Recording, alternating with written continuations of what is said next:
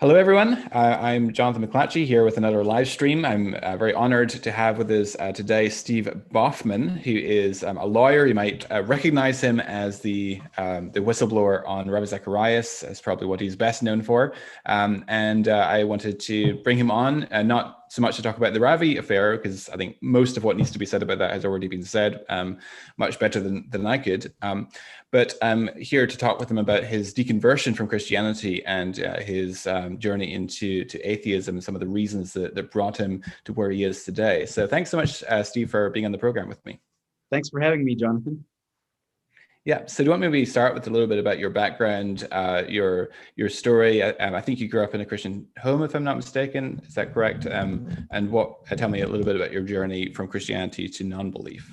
Yeah, I grew up in a quasi-Christian home. My mother was a somewhat secular believer, but she's German and grew up a cultural Christian, and so we were very culturally Christian. My father was not a believer, but I grew up in Southeast Asia around a lot of missionaries, Malaysia, Indonesia, and the Philippines, and I was very drawn as far back as I can remember. My earliest childhood, I was very drawn to Christianity. It was sort of my thing. It was something I found very compelling and very attractive.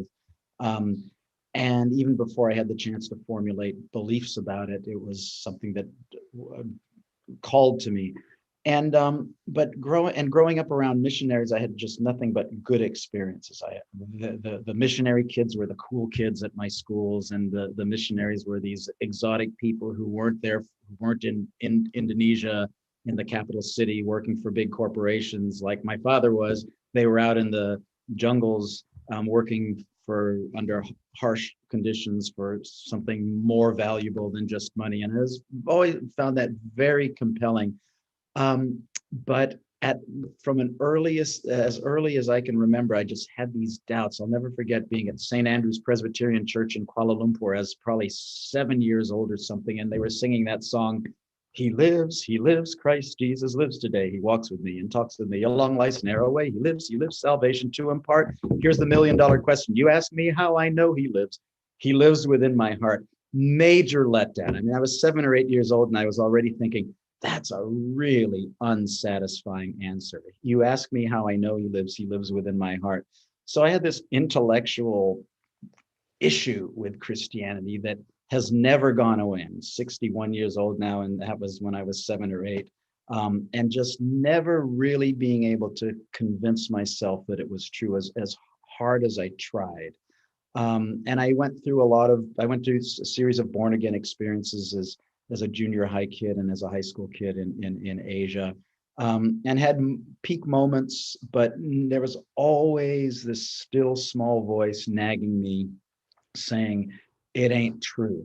And then when I was 18, I moved to the US, to California, to go to college. And I was at college and I had an intense born again experience and became very involved in InterVarsity for a couple of years on my college campus and my junior college campus. And I just finally at age 19, late 19 or 20, had to just say, I got to stop pretending. I just can't in good conscience tell people about Jesus without putting a big asterisk in there saying, and by the way, I really don't know if this is true or not. I have serious doubts about it. It just felt icky and it was dishonest. And so I left it.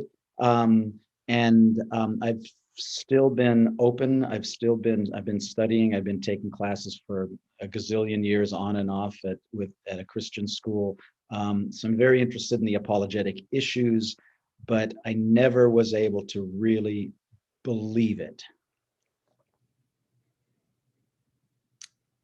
And I'm still drawn to I consider myself an atheist, but a cultural Christian. I wrote a book of gospel guitar, published a book of my gospel guitar arrangements a couple of years ago. I love the music. I love the liturgy, high church liturgy, Southern Baptist liturgy. I like being in churches, but that's a whole different thing from being able to assent to the propositions that they're asking one to assent to. So I never quite got that down. And that's where I am now. Right. I completely agree with you, by the way, about the song. That's also a song that I hate. He lives. You asked me kind of a lame answer, I know he lives within my heart. It's a little like saying, um, I know there's a ghost in my attic. Well, how do you know? Oh, I know because he lives up there. So right. And of course, it's very similar to the response that the Mormon would give. How do you know that Book of Mormon is true? Well, I prayed and received a brewing in the bosom. yeah, So in terms of my own religious epistemology, I don't rely on personal subjective experience. And I personally don't think that that sort of veridical inner witness testimony that people speak of, I don't think that that is normative for Christians. I disagree with Reformed epistemology, which is put forward by Alvin Plantinga, who maintains that there's a rational warrant for belief wholly apart from evidence, and that is the inner testimony of the Holy Spirit, or the sensus divitatis. I would disagree with that, and I would argue that the basis for my rational warrant that Christianity is true is the publicly available evidence that's available not just privately but to everyone publicly. And when I ask Christians what they mean by this so-called inner witness testimony, I never get specificity or a specific description of what that actually is, or how they recognize it, or how they distinguish it from their own emotions. Yeah, it's interesting that you're saying that because, oh, I'm sorry, I didn't mean to interrupt. No, go ahead. No, go ahead. When you say the emotions, this is one of the most distinctive parts when I look back on my spiritual struggles as a young person, being deeply distrustful of the distorting effect that emotion has on our religious belief formation. I mean, the Baptist missionaries, we'd go on these retreats and they'd turn the lights down and light candles and play soft music, and we were just suckers for that. We'd all get saved, and it was a play on emotions. And may I tell you my William Lane Craig dinner story? Because about a dozen years ago, I relived my whole childhood struggle with emotions and the being called on an emotional level to Christianity while my intellect was resisting me. It was maybe 12 years ago, the Society of Biblical Literature had their annual meeting in San Francisco. So I, being a smartass, decided to invite William Lane Craig to dinner when he was here, and he said yes. So, and I'd been going through a really hard time in my life. Then I was in a phase of uncertainty and transition. I was going to be leaving San Francisco and not knowing what was going to happen, and it's a hard time for me. But I took him and his wife Jan to dinner, and it was just a wonderful experience. I was able to spend over an hour just with Dr. Craig, asking him all these questions I'd wanted to ask and hear his answer. And his wife sat there, Jan sat. She didn't say a word during dinner, but she was intensely focused and interested in having me get my questions answered. So Dr. Craig and I go back and forth. And when we were done, we were walking outside to say our goodbyes. And I remember thinking, that was fantastic. That was a peak intellectual experience for me. I'm so honored to have had this experience, and it did not make me one iota more convinced of Christianity or drawn towards it or have its probative possibility increased. Nothing. On the contrary, if that's the best that the best of the best defenders can offer, that's not really promising. It's not that Dr. Craig didn't do a good job defending it. He's a genius. It's just that he'd been dealt a very bad hand of cards, in my opinion, and he plays it brilliantly, but it's still a bad hand. So he didn't do anything to raise my openness towards Christianity. But as we were saying goodbye, I shook hands with him, and Jan gave me a warm hug and looked at me with this compassion and this love. And that made me feel drawn to Christianity, right? And it sort of softened me, and I felt like, I want to be a part of this tribe. I could work with it. This could work for me. But it was, I'd been through enough of the emotional manipulation in my life to see what was going on, the tension between the intellect and the emotion, but it was powerful. Here I was in a vulnerable state in my life, and the best arguments from the smartest person on the planet, or one of them, didn't do anything for me, but that act of compassion and love was really compelling, not intellectually. And I didn't act on it because I know better. I want to do the right thing. I want to go for what's true, not what gives me a warm fuzzy. But the warm fuzzy was very, very powerful. So do you remember what the arguments were that Dr. Craig had brought up with you? Yeah, basically, I wanted to talk to him about his whole Molinism view of hell, and the idea that, well, God knows before the creative decree, God has infinite possibility laid out before him. And he knows that if he creates Fred in X circumstance, Fred will freely do Y. And so God can create Fred and put him in these circumstances, and he'll choose this. And if God puts Fred in this circumstance, he'll do that. And God providentially takes all these possibilities into account and orders the world such that the greatest number of people will be saved and the fewest number of people will be damned. And I just found that really extraordinarily speculative. And I had some issues around how there could be this thing called Fred in the before there was anything. I mean, there's no Fred, there's no nothing, there's no empty space, there's just nothing but God. And how could it be? I saw real personal identity problems with God then saying, well, if I put this person here, they're going to do that, because there is no that person. And so those kinds of issues we went back and forth about, just the whole God knew that so-and-so wouldn't freely accept the gospel, so God put them in a place where they wouldn't necessarily hear it. That whole providential ordering, that's a big part of his soteriological problem of evil, I just found really unconvincing. And he did a fantastic job. I'm not saying I debated him and won. No, nobody wins a debate with William Lane Craig, but I found it much more clever than persuasive, I should say. So those are the kinds of issues we talked about. I think William Lane Craig would probably admit that it is speculative theology, and that it's not clearly and unambiguously taught in Scripture, and it's a speculative theology. It's an attempt to do theodicy, which is to provide an explanation from a theistic point of view why there is suffering and evil in the world. And so William Lane Craig's perspective is that that God creates the world suffused with the optimum amount of evil and suffering, such that the maximal number of people will freely come to know him. That's the kind of model that William Lane Craig subscribes to. And I think your critique, if I understand it correctly, is that that since God's not created individuals before the beginning of time, he could just create the individuals who would respond in.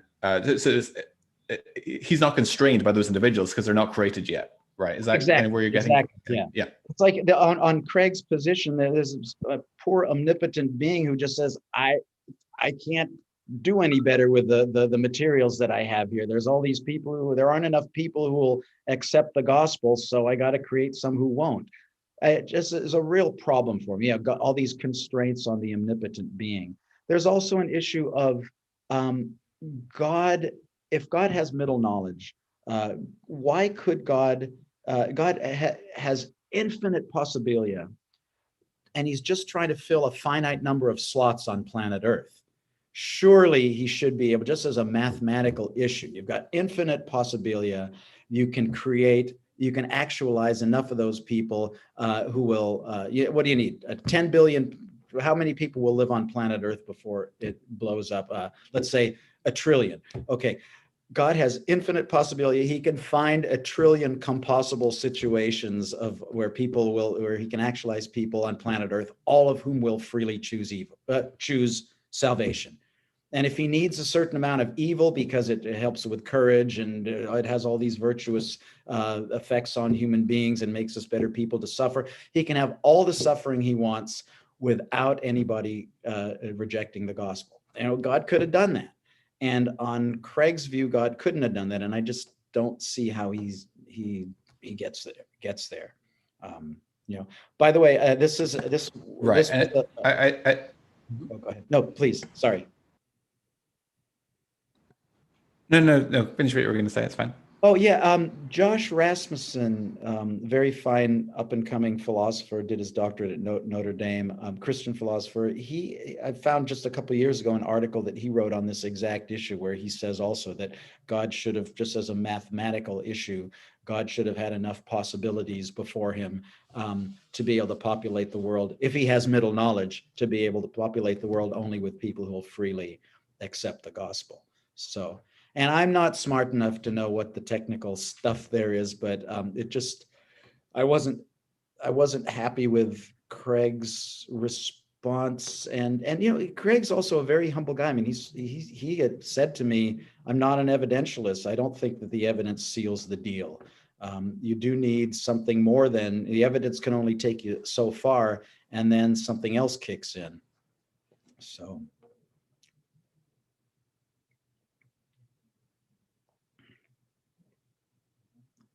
Are you still with me? Jonathan, I may have lost you.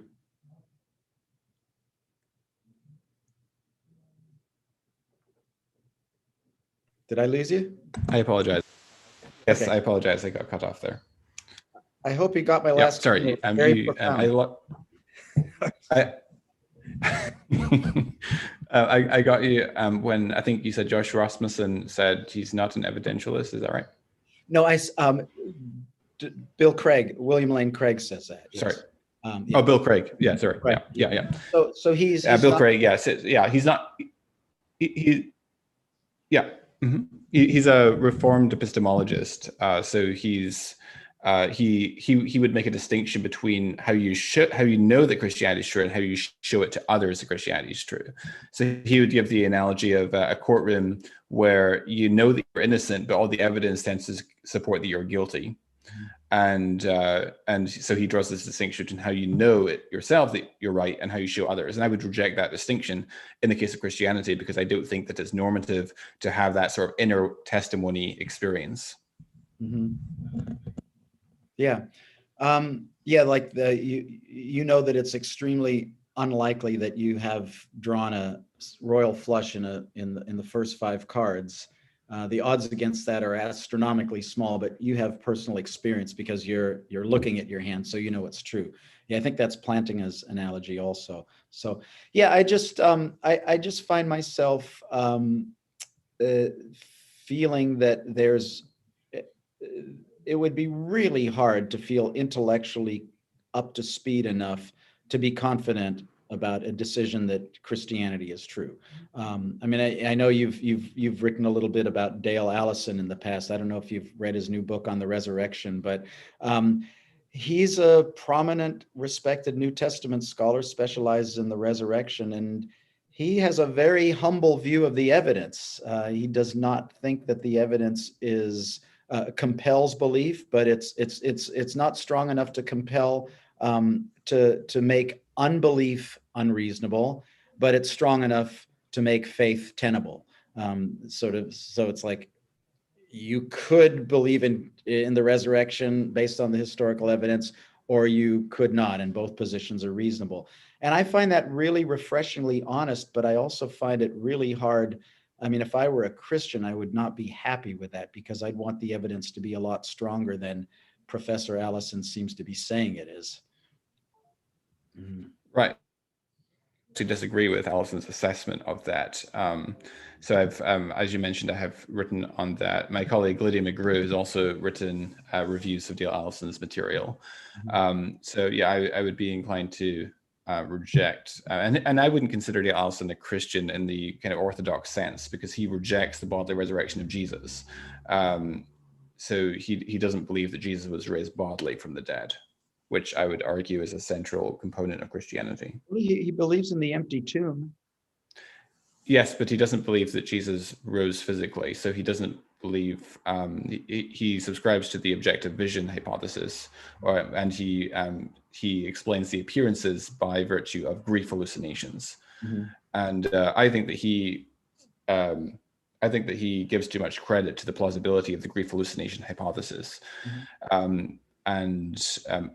In fact, many of the examples that he discusses in his recent book of grief hallucinations, I don't think that he gives enough credence to the hypothesis that the person making the claim is lying, and also some of them can be explained as just particularly vivid dreams. For instance, there's one example where he describes a girl that sees a deceased relative, I think it was her grandfather or something, and is able to stroke his beard and stuff. And she is in bed at the time, which suggests that this is very plausibly explained by a particularly vivid dream. And there's also no examples, as far as I recall, that he gives of group grief hallucinations. Whereas with the resurrection encounters, you have group encounters, and you have people observing Jesus from multiple angles, eating breakfast with Jesus on the shore of the Sea of Galilee, Thomas being invited to touch Jesus, and so forth. The Emmaus disciples have a long discourse with Jesus on the road to Emmaus, and so forth. So you can argue that these stories are made up, sure, but I think it's very difficult to make the case that they are honestly mistaken reports, right? Because that's the sort of thing that's very difficult to be honestly wrong about. Does that make sense?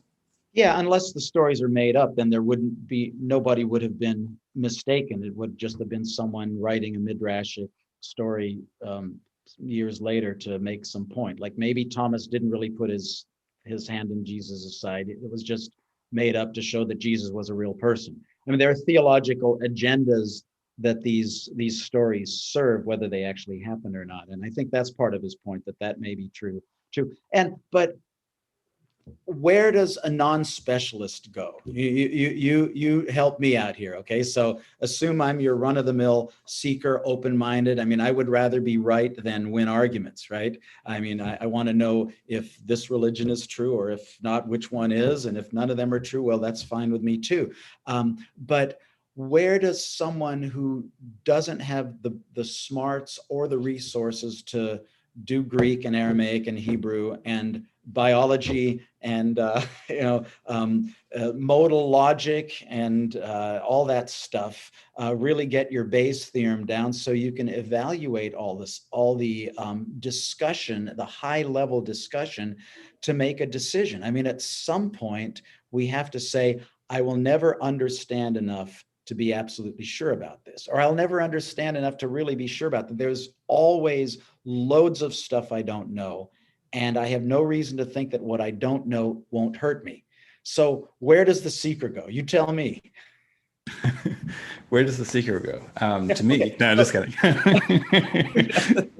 not to Ravi either. Yeah, don't go to him. But I mean, it's a question that it bothers me a lot. At what point do you say, I mean, when Bill Craig says, well, I'm not an evidentialist, at some point, I'm not going to quote him. He didn't say internal instigation of the Holy Spirit kicks in or something. He didn't say that. But so someone says, look, you get as far as you can with the evidence, and then you cross Lessing's great ugly ditch with faith. What do? Do I sit and say, dear Lord, and then when I hear a still small voice or a burning in my bosom or a flash of light, I buy that? I mean, even that is going to be underdetermined psychologically, right? There are other explanations for why I might feel that peace that passeth all understanding when I do make the commitment to Jesus. So where does one in my situation go? So I think that you put your finger on a very good point, and that is, how does one get to the level where one can recognize who the good scholars are and who the more sloppy scholars are? Because you need to get to a certain level before it becomes obvious to you which scholars are the ones to go to. So for instance, at the popular level, a lot of people start off with some of the popular level apologetics. I won't name names, but you know the sort of authors that I mean. I'll name names for you. Lee Strobel, Josh McDowell, Ravi Zacharias. Okay, but I don't know that those are the ones you had in mind. But yeah, pop apologetics. I used to have a love-hate relationship with it, and now I just have a hate relationship with it. Like, right, it's really a dumbing down. And the problem is that a lot of people at the popular level don't know the content well enough to recognize where there are holes in popular level arguments, and in order to get to a level where you know which scholars to go to and who to avoid, you have to already have gotten to a certain level. And so that, I can certainly relate to that issue. Though I think in terms of scholars that I would recommend on both sides, I mean, in terms of the top and the atheist side, I would recommend people like Graham Oppy, or perhaps a Sobel, or Jeff Lauder is quite good as representatives of the atheist perspective. Quentin Smith in terms of philosophy. Dale Allison, perhaps as a critic of the resurrection evidence. On the Christian side, I would recommend people like Tim McGrew and Lydia McGrew, and some of these scholars and philosophers and academics. But I certainly see the point that it's very difficult to recognize those individuals until you've reached a certain threshold of acquaintance with the content. Yeah, and then I'll take that what you're saying a step further. I'm in complete agreement with you, but I also think that in addition to that, there's the way I go about deciding who the top scholars are is already going to determine the way my search goes, right? Like, okay, well, I'm going to believe Jonathan and start studying the McGrews. Well, why should I do that? Because you seem really smart, and you do. And I've read some of your stuff and it seems really good. And I corresponded with Lydia a few years ago, just briefly. I don't even remember what it was about, but I was hugely impressed with her. But why pick them? Why shouldn't I just read more John Dominic Crowson? Right? I mean, how does one even decide which direction they're going to take their search? And that's a crucial issue, because how we choose to go about seeking really has a huge effect on what we wind up finding. Right. And I try to, as a matter of policy, to read more literature that disagrees with my viewpoint than literature that agrees with my viewpoint. And the reason I do that is because I'm aware of my confirmation bias. And if you're not aware of your confirmation bias, you're especially susceptible to your confirmation bias. And I want to put myself in the best position possible to find out that I'm wrong if I am in fact wrong, right? And so that would be my advice if someone wants to really get to the bottom of whether they're right or wrong, is to read as much literature as they can that disagrees with them, find out why thoughtful, intelligent, reflective scholars disagree with them, and then develop responses to those arguments, and that will help you to become sharper in your own thinking, or else acquiesce to those responses and actually end up agreeing with those perspectives. Yeah, I couldn't agree with you more. This is one of the problems I have with apologetics is, why on earth would anyone want to go study at a school that says, we're going to help you believe more strongly what you already believe and what you want to believe? So come to Biola for a master's in apologetics and we'll feed you what you need to be fed and what you want to be fed. It's like, why do that? Why do it's like, I wouldn't go and choose an atheist school that says, we're going to make you a better atheist, Steve. We're going to show you all the knockdown arguments against. Why do that? But people do that. And this is what the problem with apologetics is. It feeds you what you want to know. I'm actually studying for many years now, part-time, usually a class a semester, or sometimes I skip a semester, but at the graduate school, the Graduate Theological Union in Berkeley, with the Dominicans. It's not that I sought them out, but they're the only game in town. So, that's the only philosophy program that is accessible to me. I probably couldn't get into Berkeley or Stanford and the Graduate Theological Union. The Dominicans are very good on theology. I mean, on philosophy. It's all Thomist stuff, which I have a hard time with. But it's been really good for me to just immerse myself in a Christian learning environment. I'm the only atheist that I know of there. And it's helped me appreciate, I talk about Aristotle and Aquinas much more now than I ever would have 15 years ago. And I have a lot more appreciation for the way the Catholic Church values scholarship. I mean, the popes are really smart people. They've written, Ratzinger wrote John Paul wrote stuff that very cutting edge scholars. And I never really saw that in my evangelical upbringing. It's like, I don't need to diss the Southern Baptists, but I don't view their leaders as intellectual giants the way I do the Catholic leaders. And so I have huge respect for the way they go about systematically trying to figure out truth. And I don't share any of their conclusions, but it's an ongoing process, and I'll be enrolled again next semester. And I do wish more people would cross-register with the enemy. We Yeah, would get along a lot better if we saw that absolutely. you're not stupid for believing in God. Yeah, I'm actually doing a master's program at the moment in biblical studies. I'm doing it at an evangelical school, but my preference, if I had completely free reign, I would choose to go to a secular institution. It's evangelical institutions tend to be a lot more economical than secular institutions. Yeah. So that's why I decided to do that. However, I do hope to do a PhD eventually in biblical studies or New Testament studies, and I would prefer to do it at a secular institution rather than a Christian school. Yeah. And I think a lot of the problem online, in particular on social media, is that people on both sides of the discussion, both Christians and atheists, are not listening carefully to what other people are saying, and they're not reading the other side's literature. And so they end up talking past each other and strawmanning each other and misrepresenting each other because they haven't gone to the source. Their understanding of the other side's view is coming from people that are representing it for them on their behalf in the literature that they're consuming. Yeah. Yeah, I think that this is my cynical view is we crave warm fuzzies.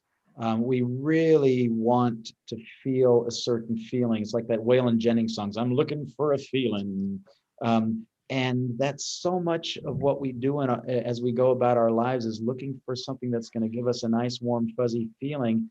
And we start not worrying so much about whether it's true. And I just think that's true. My atheist scene is appallingly unsophisticated, and happily so, with their anti-God arguments. I'm not talking about the Graham Oppies or the Jeff Louders of the world. I'm talking about the atheist organizations that are far more enthusiastic than they are well-informed. There's this fun that you can have trashing the outsiders, and it really is fun, and it really is invigorating, and it is a nice feeling to be with people who you bond with around how right you are. Without ever, and it's disruptive to that to engage the other side and realize, oh, there's more to it. Geez, I got to go do some more homework. What a pain. Right. So, but it's disappointing, and that's really a problem with the world right now, not just the religious world. Yeah.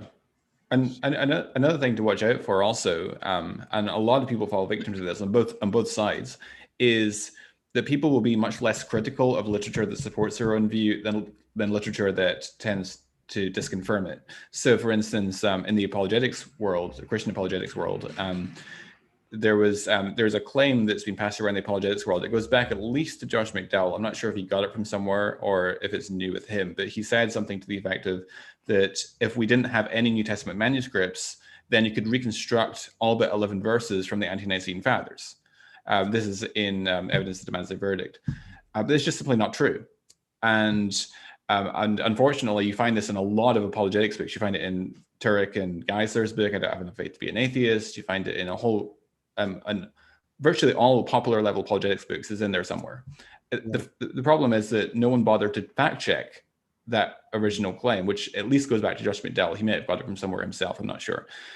But if that was an atheist book, then everyone would be fact checking it, right? Yeah. I think one of the most astonishing things in my Ravi Zacharias work, you mentioned briefly that I'd been investigating him, and I had about a 5.5-year investigation where I was just astonished at how brazenly false his claims were, and nobody bothered to fact check. I mean, some of it was sinister stuff like I'm a professor at Oxford, okay, just false.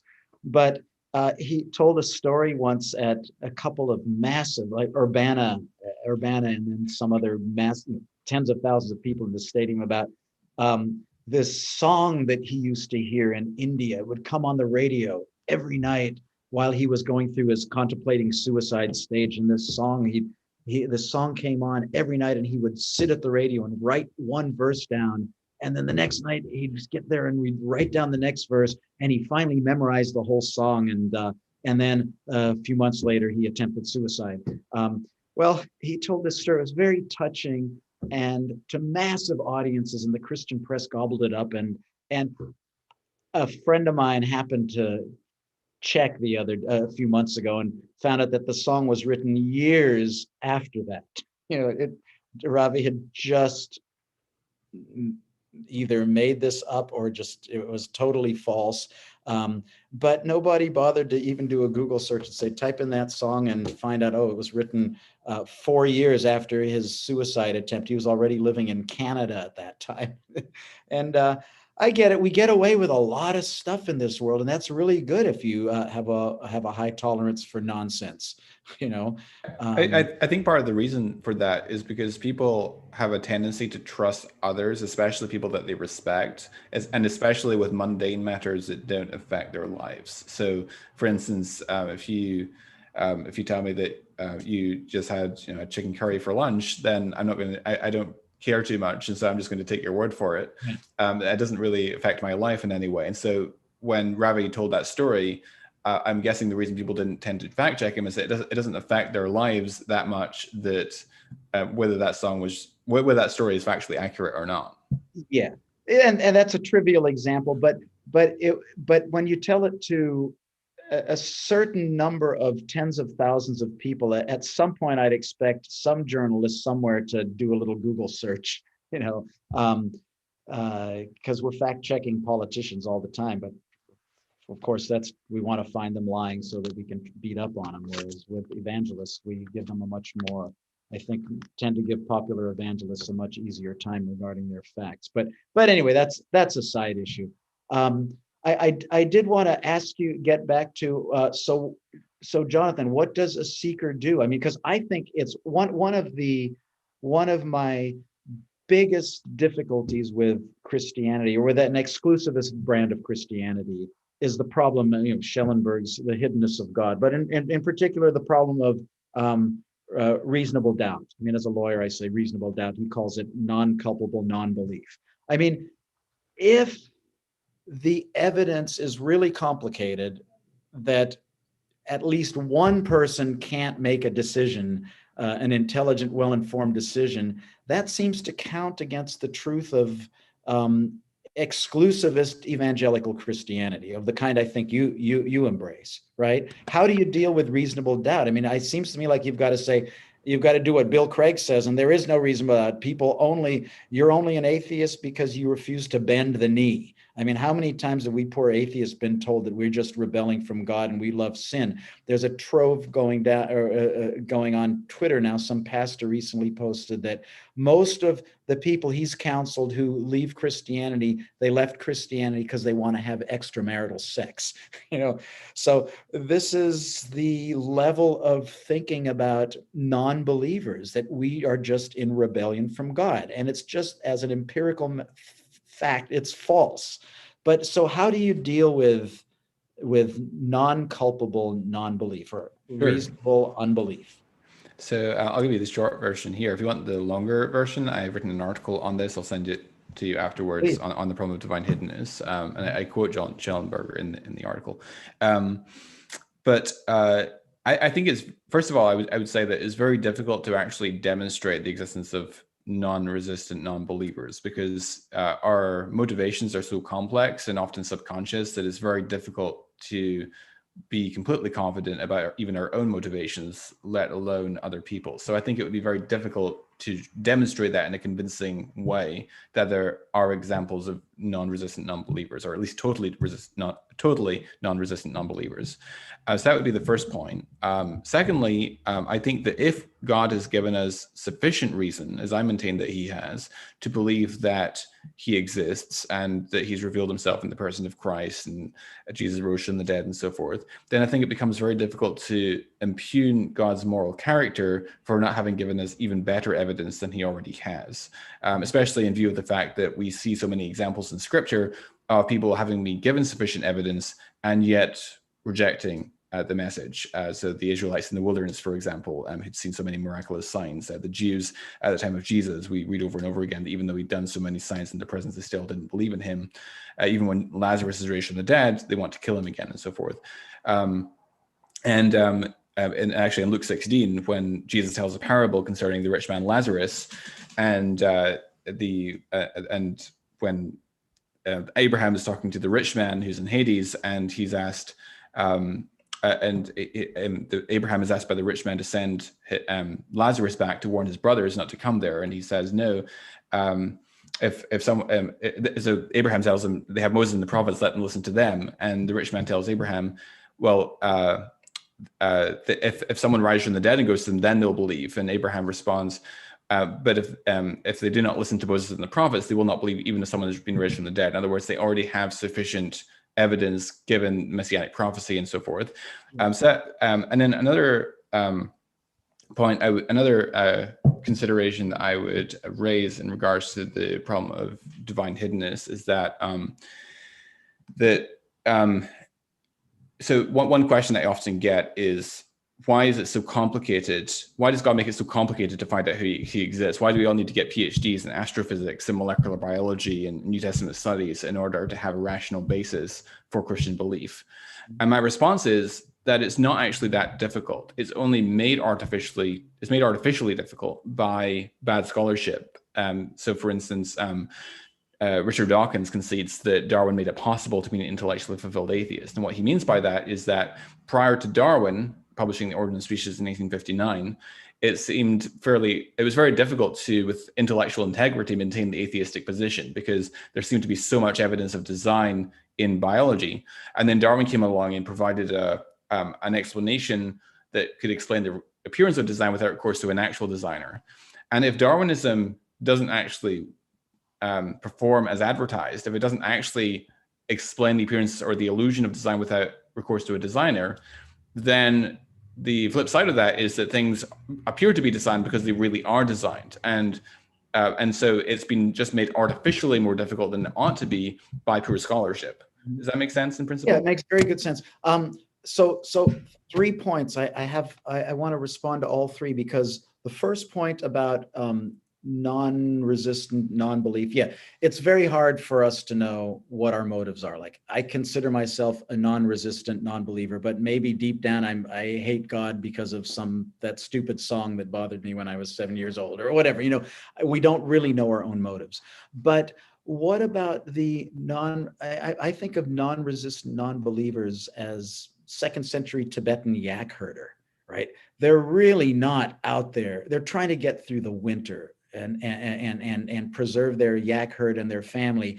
They're not thinking about how to get their sins forgiven so they can have the beatific vision and get saved. That isn't on their radar. And there's billions of those kinds of people. So those are the sorts of non-resistant non-believers I have in mind. And how do you deal with those? So do you mean people, you mean people that don't have much exposure to information about Christianity and are... Yes, or let's say people, second century Tibetan yak herder, had zero exposure to Christianity as far as we know. You can always say, well, God sent angels to every person at the moment of death. You can come up with some ad hoc thing like that, which, fair, that saves the appearances, but most of us won't find that very convincing. What do you do with second century yak herder? On people that haven't heard the gospel or haven't been exposed to the gospel, my view is that we should trust the goodness of God on those ones, that we don't know what arrangements God might have in place for people that haven't heard. And so we simply don't know. And I sometimes also get asked about people before the time of Christ who were outside of the land of Israel. What about them? And the reality, again, is that we just simply don't know what arrangements God had for those other nations. I mean, we know that he sent Jonah, for example, to the Ninevites, which is a city in Assyria. He might have had other arrangements that we're just not privy to because he hasn't disclosed it to us. Yeah, and that's that sort of theistic skepticism. I get that, and that's a good answer, but it doesn't really satisfy me on my atheist hypothesis. I think the data is much more expected. look, there were people 80,000 years ago. We don't know what God's plan was. All we know is that suddenly 2,000 years ago, or 3,000 years ago, God started keeping a record of his dealings with people. And I just find it nags me that the vast majority of human beings who've lived on the planet Earth, Christianity can't really account for what God's plan was for their salvation. And I'm not just talking about people 80,000 years ago. I'm talking about people here and now in Papua New Guinea, or people who have heard the gospel, but they work at an insurance company in Singapore and they're Buddhist oriented, and it just isn't really a live option for them. They get killed in a car accident at age 30 and they've had other things on their mind their whole life. They never made a commitment to Christ. What happens to them? So for people that lived 80,000 years ago, the reality is we just simply don't know who God was communicating with or not. So that is resting on what we simply are not privy to. So we have a record of God's dealing with the people of Israel and going back to the first man, Adam, but we don't know whether he had interaction with people beyond what is recorded in the Bible. So it's an argument from ignorance rather than a positive argument. And I can even concede with you that the divine hiddenness constitutes some evidence against theism. I tend to think that it does provide some evidence against theism. And if it was the only evidence that we had to go by, if the only evidence I had to go by was the problem of divine hiddenness and the problem of evil, I'd be an atheist. But I think that those evidences, though they are more expected on atheism than they are on theism, they are sufficiently counterbalanced in my assessment by the evidence that tends to confirm theism and Christian theism in particular. Does that make sense? Yeah, it makes good sense. It seems a stretch to no one comes to God except by the Son. How that's going to apply to people who, there's a Great Commission. Apparently you have to believe in your heart and confess with your mouth. There are certain things that one must do. And because of the facts that history has given us, which is that there's a lot of people who just never heard, we have to come up with sort of desperate doctrines like anonymous Christians or general revelation. If they responded, Bill Craig says, maybe if they responded properly to general revelation, they could have been saved. And it just leaves me with a sort of an icky feeling like there's a big hole here that's being filled up with speculation. But you're absolutely right. If the resurrection is a dead bang certainty, then we can forgive God for, not filling in that, So knowledge. You're correct that there is an ad hocness to positing entities that we don't otherwise have independent reason to propose, right, or to postulate. So you're right that there is a certain aspect of ad hocness. I would argue, though, and Lydia McGrew published a peer-reviewed article on this. I would argue that positing ad hoc auxiliary hypotheses is only bad in certain circumstances. So there's a more benign form of ad hocness, which is when you are trying to account for anomalous data that tends to be inconsistent with an otherwise well-supported paradigm, right? So so most scientific theories, for instance, have anomalous data that doesn't quite fit the paradigm because we're not omniscient. We don't have access to all the information. And so that anomalous data we can account for within the paradigm by postulating ad hoc auxiliary hypotheses to take care of it. Now, it's only bad to do that if you fail to admit that your thesis has taken a probabilistic hit, and admit that it's reduced your confidence somewhat in the paradigm. If you fail to do that, then ad hocness is bad. But if you say, yes, I acknowledge that that my thesis has taken a probabilistic hit, it reduces my certainty somewhat in the proposition, but I still believe it to be true because I believe that this evidence that tends to conflict with it is sufficiently counterbalanced by the evidence that tends to confirm it, right? Yeah. Actually, that's funny. She when I was emailing her years ago, she was just getting ready to publish that paper. Oh, okay. Well, I never got around to reading it, but I will look for it. So, yeah. And then the I can't remember what the second issue was, but the third issue about poor man Lazarus, dip your finger in the water, come and cool my tongue because I'm tormented in this. Abraham, go tell my brothers. The idea that if there were more evidence, people wouldn't believe anyway. I don't buy that. I mean, yeah, there are some people who wouldn't believe, but pretty much everyone would believe eventually if there were a certain amount of evidence. And certainly more evidence would lead more people to believe. So you could say that God's just struck the perfect balance between light and darkness. As Pascal says, there's enough light, you can go to with the light if you want. If you want to be in the darkness, there's enough darkness. But I think that if God showed himself more, I mean, how often I'll take 2 miracles by God a week and I'll believe, or maybe I'll settle for 1. But there are things that will raise the number of people who believe if God were more, if God were more aware. So it's not really an either or thing. Does that make sense? Yeah, although you do see, so people like Richard Dawkins, for example, or Peter Boghossian, and Peter Atkinson, I debated a year and a half ago, when you press them on what would make you believe, they say nothing would make them believe. So there's certainly at least some atheists who are resistant to new evidence and not even open to changing their minds in response to new evidence. Yeah, I agree. And to some extent, it's also not a fair question to ask an atheist, well, what would it take you to believe? Because as we said, they don't necessarily know their own motivation. I mean, Dawkins might be just in a macho mood and say nothing would ever make me believe, when there may be something that would make him believe and he just isn't aware of it or doesn't want to admit it. But again, we're talking about, are there some people who would respond, who would believe if there were more evidence? And I think it's hard to deny that would be. One could say that by God giving more evidence, one is rendered more morally culpable. And so it's an act of mercy in not giving more evidence to certain people because they would be more morally culpable. And God, therefore, in his foreknowledge and also benevolence, has withheld from them further evidence that would make them more morally culpable, even though they would continue in sin or continue to reject the light that they had received. So, and again, that is speculative and conjectural.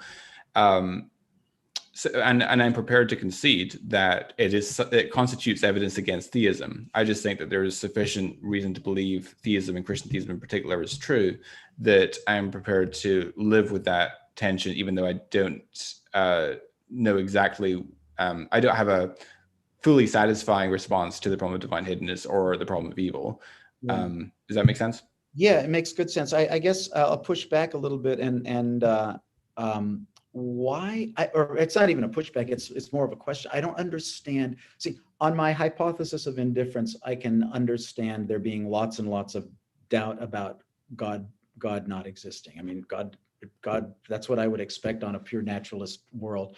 Why does God value us? Why is faith so important to God? I mean, why do we have to live? Why is it a mark of strength that we live with this sort of uncertainty?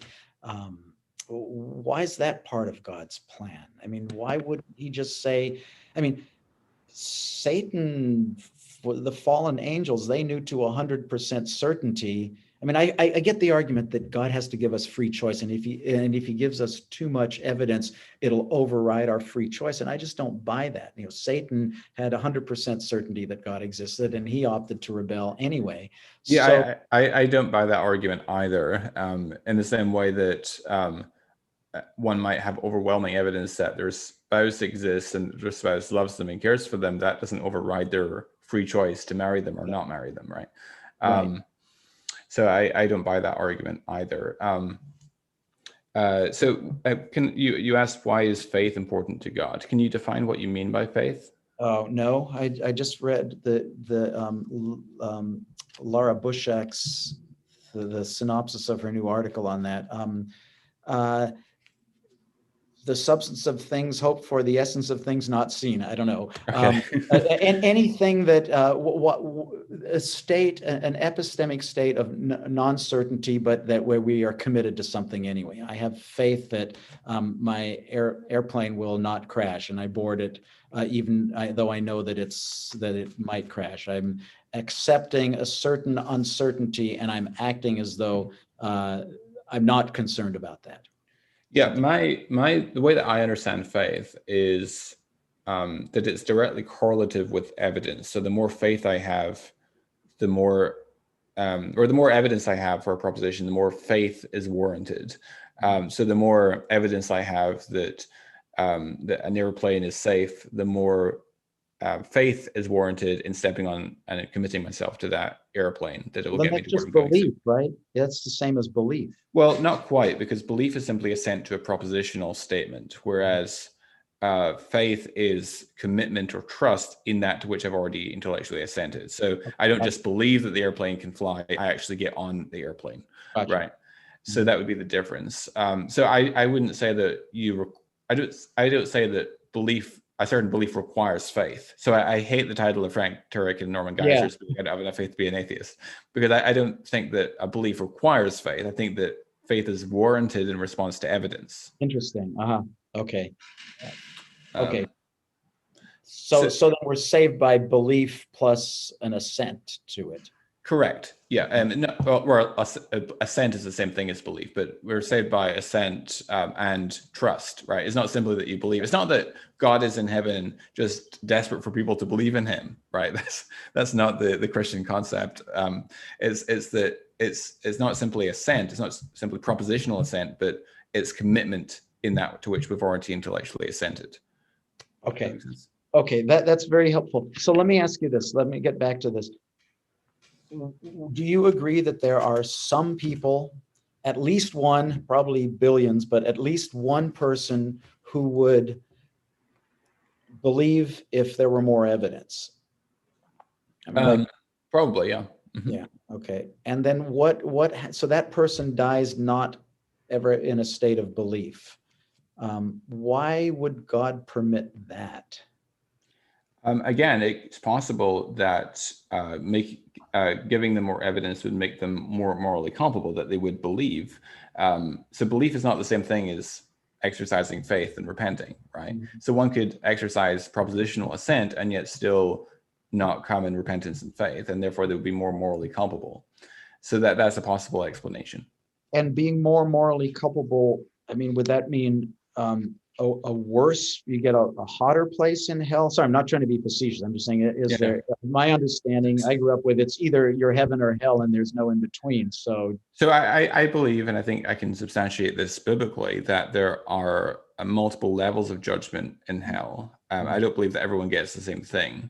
Okay. And one factor is how much is what people have done with the light they've been given. So people that have rejected more light will be subject to stricter judgment, and likewise the gravity of one's sin. So I don't think that Mahatma Gandhi will get the same penalty as, say, Adolf Hitler, for example.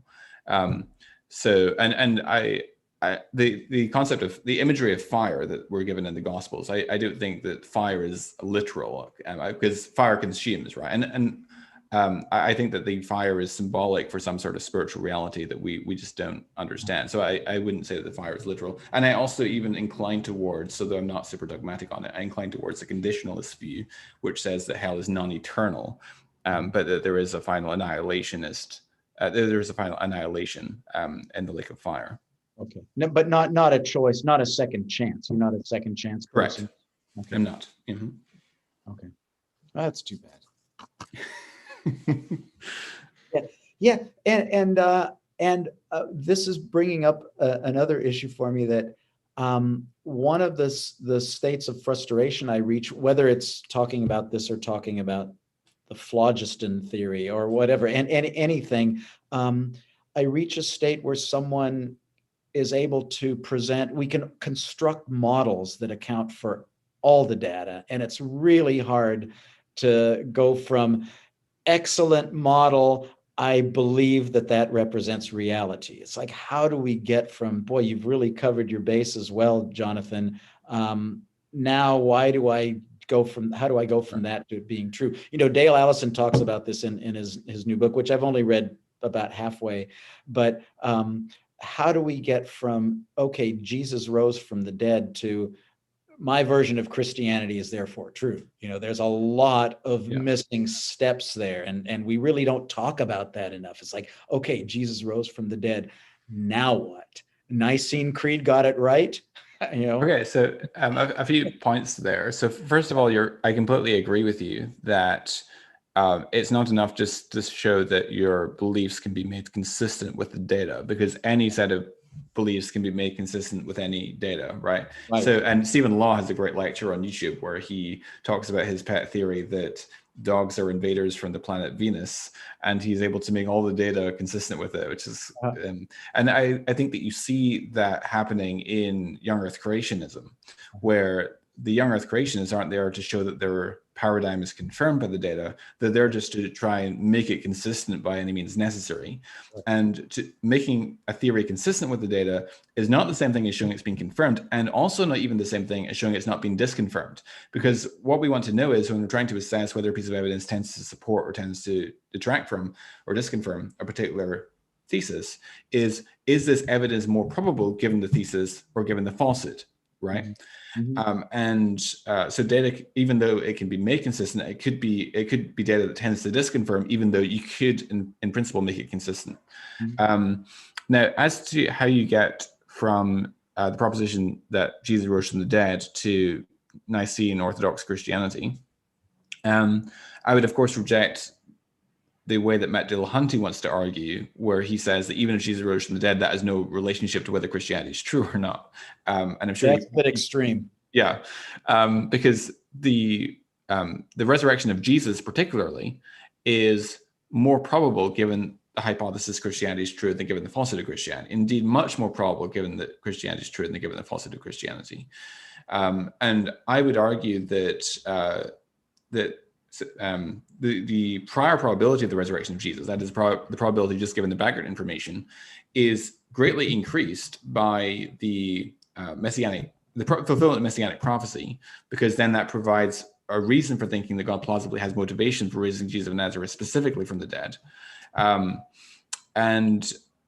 If Jesus' resurrection from the dead then provides strong confirmatory reason to believe that Christianity is true, and that Jesus is, and it also confirms Jesus' identity as Israel's Messiah and the divine Son of God, and therefore what he says concerning, say, the Old Testament it also ought to be taken seriously. Now, of course, evidence against the Old Testament, it works both ways. So one area where I think that Frank Turek and Norman Geisler err in their, I don't have to be an atheist, is when they say that if Jesus rose from the dead and therefore his identity is confirmed, then you get the Old Testament thrown in because Jesus attests to the Old Testament. Now that is correct, but you also have to say that the same thing is true in reverse, that evidence that bears against the reliability of the Old Testament could in principle also be relevant to the prior probability of Jesus' resurrection from the dead as well. So it's a two-way thing. Yeah.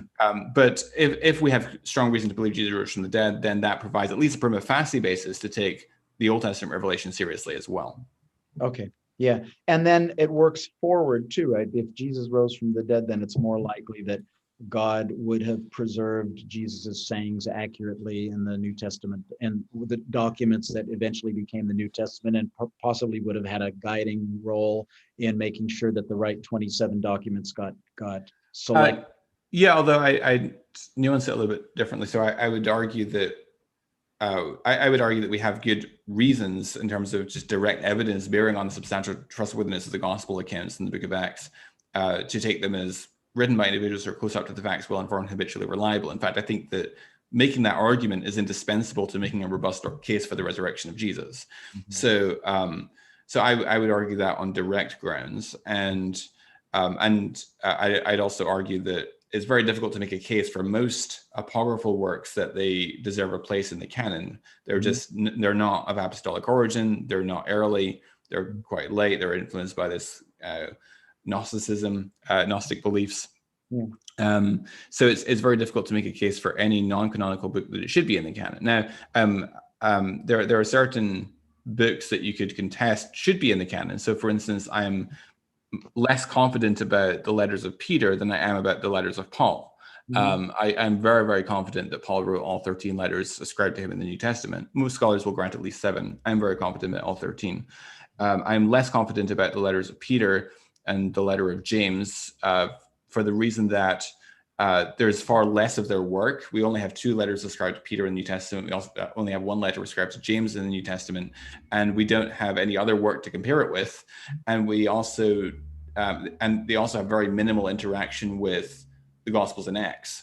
And so it's very difficult to cross-check their authorship in the same way that we can with the letters of Paul. But I would argue that the testimony of the early church provides at least prima facie basis for taking those documents to be written by the traditional authors, although it could be in principle disconfirmed if there was evidence that would overturn that prima facie argument. Does that make sense? Yeah, good sense. So how do you deal with I mean, I'm more interested not in which documents belong in the canon, but why do we think there should have been a canon in the first place? I mean, where do we get the idea that God wanted there to be a collection of documents that are his holy word? Why wouldn't we expect that? Well, the Spirit will guide you in all things, right? With the Holy Spirit there, as Jesus said, there will be the comfort, it will be the guide, it will guide you in all things. Why would we need a collection of documents that's, first of all, it's a separate issue, but it's enormously hard to interpret, and there's still people disagreeing about it. But why do we assume that God would have wanted there to be a collection of documents that's his holy word? I mean, why wouldn't he? Well, because he wouldn't need to. He would be able to communicate through the Spirit. We wouldn't need a collection of documents. We're not assuming that that he would want a canon, but we have a canon, and we have good reason to believe that Jesus rose from the dead, and the apostles were commissioned to write down Jesus' sayings and deeds, and also the teaching that we find in the New Testament, and which was imparted to the apostles by revelatory insight. Paul, for example, spent 3 years in Arabia, presumably receiving divine revelatory insights from God, for example. So given that those things are so, we learn that God does desire to have a canon. It's not something that we... Does that make sense? Yeah, I'm not quite following why we would think God were behind this. I mean, we see all institutions need, countries need constitutions, corporations need contracts and articles, condo associations need covenants and restrictions, and churches need, or businesses, all institutions need some sort of higher written authority that they can appeal to for their decision making. But why would we think that God would want that with the New Testament church? But just because that's the way that's the way that God has chosen to do it, right? Yeah, but why would we think God was behind that as opposed to just the normal institutional necessities of running a business? You know, you get a hierarchy at a certain point and you start needing to appeal to documents. So why would there not be just a fully natural explanation for, well, humans created a canon because they needed something? Why would we think God had anything to do with that? So, I mean, even if there's an a priori presumption that God would not create a canon, the fact that we find a canon, I don't think that the a priori presumption is sufficiently strong that it provides strong disconfirming evidence. Right, but why would we think that, well, we have a canon, God was behind it? It's the one God wanted. Well, if Jesus rose from the dead, and so if Jesus rose from the dead, and the apostles were commissioned to write down scriptures, write down the New Testament documents, and the New Testament documents that we have in the canon are uniquely endowed with apostolic authority, then do you see the point? Yeah, did Jesus commission them to write stuff down? I mean, Luke wasn't commissioned, right? I mean, he wanted to write a more orderly, he took it upon himself to write a more orderly account. Right. And now it's in the canon, and it's a very important book in the canon. Why would we, I mean, I'm not trying to be difficult, I'm just trying to understand the process. Why would we think God inspired Luke to get the sayings of Jesus right? Or Well, yeah. So as for the Gospels, I mean, we have, for example, we have in John 14 where Jesus says that the Holy Spirit will remind you of what I've done and said, and you find a few references, for example, in John 2, where and John 7, where it says after Jesus had been raised from the dead, and the disciples remembered Jesus' words, and so forth. So you have this testimony to inspiration so it's an internal biblical document. Also, Second Peter refers to Paul's words as scripture in 2 Peter 3:16 and 17. And Paul claims that he didn't get this gospel from humans, and he wasn't taught it by humans, but he got it from divine revelation. right. And he mentions that he spent 3 years in Arabia, which was presumably being taught by God and so forth.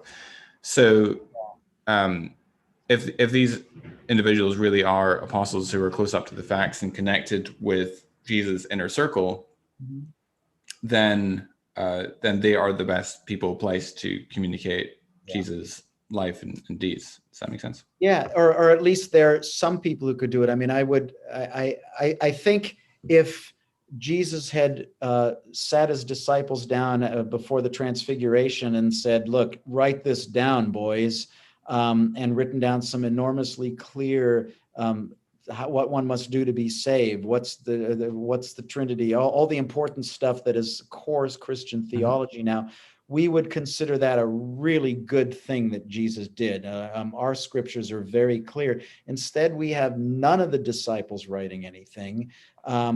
Decades later, people begin writing their stuff down. Okay, the Gospels were decades later. Paul, of course, was much closer. But someone who wasn't a disciple claims to have had certain visions and a dramatic conversion and is writing stuff. And that just seems a lot messier than, I mean, think of all the energy that could have been given over to preaching the gospel and helping the poor that's gone into full-time theologians over the last 2,000 years trying to figure out how James and Paul can be reconciled. I mean, it just seems so human to me, and I have a hard time looking at those documents and saying, this really feels to me like it came from a divine guiding hand. I mean, does that make sense? Yeah, I mean, I don't actually think that James and Paul even apparently conflict with each other. Okay. I think that one has to misinterpret Paul to make them conflict with each other. But okay, bad example. To pick any sure. What must one do to be saved, right? I mean, even that there's disagreement about. And there's plenty of full-time employment for people figuring out what the holy documents mean, and that just seems like it could have been avoided if God were involved in it. And regarding the gospel authorship, I think that John is the author of the fourth gospel, and I lean towards thinking that Matthew is the author of the first gospel. And I think that the case for Mark and Luke is fairly strong as for them being the authors of the second and third gospel, and they weren't eyewitnesses themselves, but were connected with people who were. On why God needs a canon, I think you could argue that there is a weak presumption against God doing it that way, but I don't think the presumption is strong enough to be of particularly great evidential weight. Mm-hmm. Yeah, I guess that's an honest way to put it. I don't know I don't know that it's overridden by other things, but it's something that bothers me. It just looks like a very quintessentially messy human endeavor that if I were God, I would have done it a lot differently. So, which of course is, very presumptuous, but it's part of the package of data that I deal with as a skeptic. It's like, well, seems like a perfect being, the world would be a lot different if there were a perfect being in charge up there, and the messiness of the canon and the messiness of the revelation, the susceptibility of the revelation to really complex interpretive issues just counts against it being divine and by my lights, you know. Have you looked much into the case for the resurrection, and what's your assessment of it? When I read Tom Wright's book on it, I think, yep, it happened. When I read John Dominic Crossan's book on it, I say, no, it probably didn't happen. You know, I'm a leaf blowing in the wind. It's extraordinarily complex. Lately, I'm going through Dale Allison's book, and I really like his humility. He says, hey, the evidence is scanty. He says as I mentioned, he thinks grave robbery is a possibility. He thinks that's the best skeptical hypothesis for the empty tomb, and he seems to think that it's fairly possible, as do I. But then he also brings in enormously complicating issues like, well, even if Jesus did rise from the dead, what about Tibetan rainbow body phenomenon, where holy men in Tibet have been known to be put in their graves or in their tombs, and then a few days later the disciples go in there and the body's gone and there's just some clothes and some toenails left. We can dismiss that as hocus pocus or as false, but those are at least as well attested to in terms of number of witnesses who've been interviewed and say, yes, this really happened in the last 100 years, that it becomes hard to dismiss it without invoking a theological reason for doing so. So this odd stuff happens, and we don't really talk about that very much when we're dealing with Christian theology. We look at the history and we look at we don't think, well, what about this whole paranormal world out there that could have accounted for some of this, right? Maybe there's a paranormal realm that is doing weird stuff in all religions, including the early Christian stuff. And I don't know how one deals with that. I don't believe in the paranormal world, but I don't know how, as a Christian, I would be able to dismiss it. That would be an issue of prior probability, though, right? Well, if I were a Christian, I would be open to that there's a demonic realm and there's a paranormal realm out there. But why would I then be able to say that holy Tibetan men don't rise from the dead? Actually, on the rainbow body stuff, I recommend, I did a session actually with the McGrews, and Lydia in particular talked quite a bit about the rainbow body stuff and why that's not a particularly good parallel. So I'd direct you to that discussion. Yeah. I assume it's not very good, just because I don't believe that stuff happens, but at least the way Allison describes it, and I've been to Tibet and I've talked to people who have their miracle stories, and I believe that they're being absolutely sincere when they tell me this stuff. It's not overly impressive, but I've had enough discussions with people from other religious traditions and people who are just into paranormal stuff to believe that there's sincere paranormal belief out there. And I don't believe in the paranormal, so I just think it's sincerely mistaken belief in the paranormal. But that complicates the issue, because if paranormal stuff does exist, how do we know it wasn't at work? If non-divine paranormal stuff or non-Jehovah, non-Christian paranormal stuff is happening, how do we know that it didn't affect what was going on 2,000 years ago at Easter? I mean, I don't know. Yeah, though, again, it's an issue of prior probability, because we have independent reason to think God plausibly has motivation for raising Jesus from the dead from the fulfillments of messianic prophecy and so forth, right? Yeah. Yeah, so it depends on how you set that prior probability. But if you didn't have that prior probability, you could look at there's a prior probability that people rise, holy men and women rise from the dead, or they resurrect.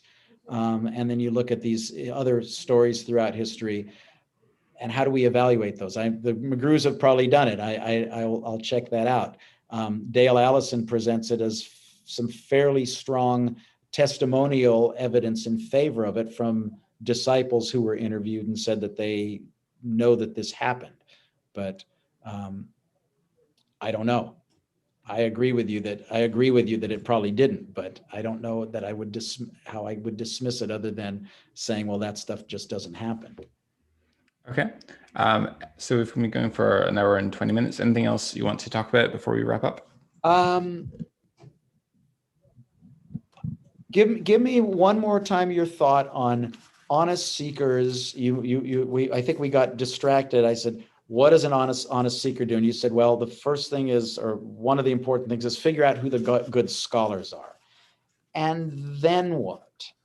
I mean, it takes a lifetime to read all the good scholars, and then you don't even really scratch the surface. So how does, I mean, I take it that you are would it be fair to say you're an evidentialist? I mean, you do think Yes, I'm a very staunch evidentialist and also a very staunch critic of presuppositionalism.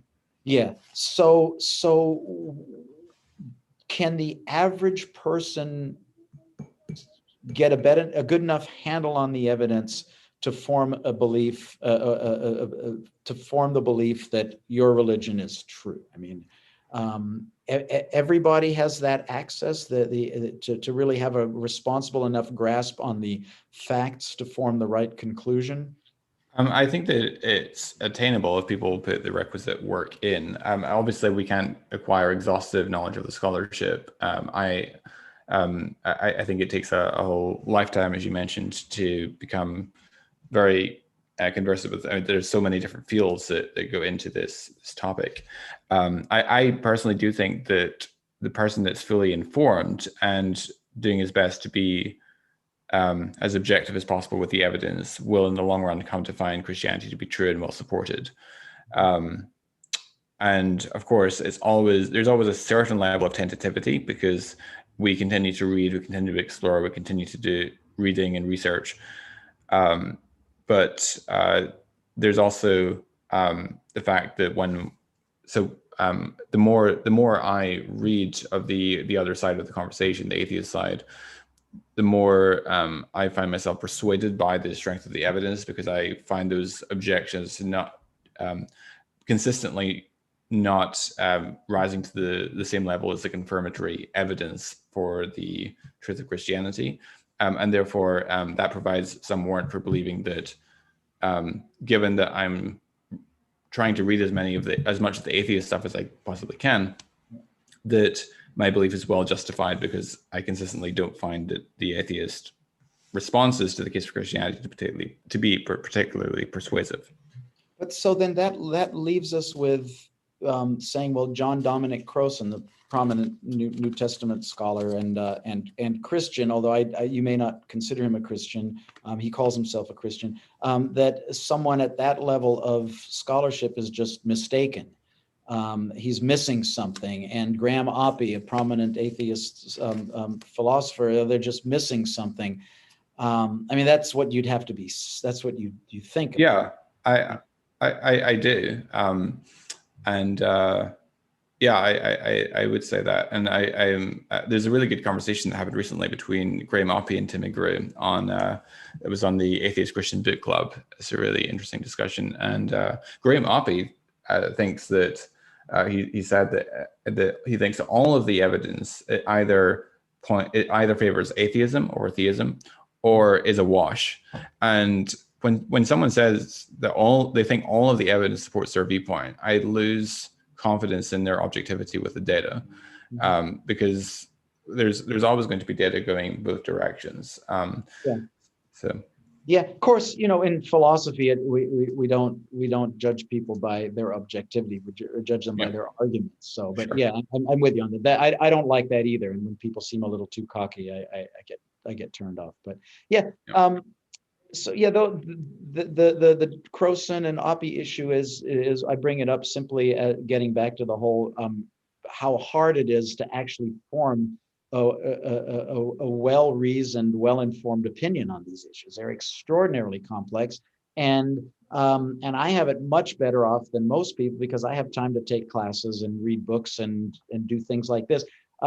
There are countless Uber drivers in India who just don't have, or yak herders in Tibet who just don't have that time, or people in our own country who are exposed to Christianity but really don't have the time to to figure it out, and for whom they don't even really sense a motive to do so. I mean, I have plenty of friends who aren't in this bubble that this intense, in this group of philosophers and theologians who want to sit around and talk about this stuff.